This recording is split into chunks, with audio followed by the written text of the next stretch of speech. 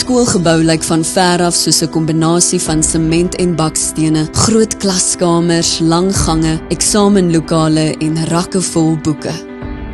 'n Gebou wat gebou is om jou toekoms te bou.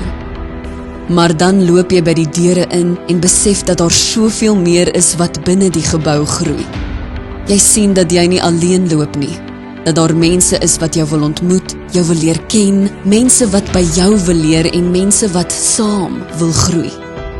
Jy wat groot droom en jy wat soveel geskenke binne jou dra vir die wêreld om te ervaar. Jy wat 'n verskil maak. See, here it's not about where you are going. It's about helping one another find a way. Sometimes it can be difficult and other times it's a little bit easier. Maar die pad is altyd gevul met liefde en omgee, spesiale verhoudings en groei.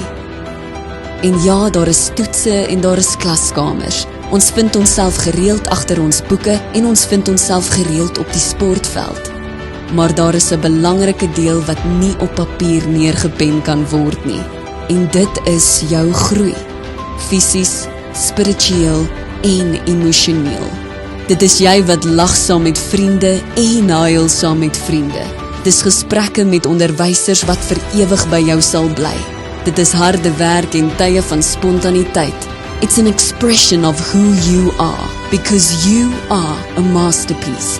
En ons wil help verf en kerf sodat jy werklik kan leef.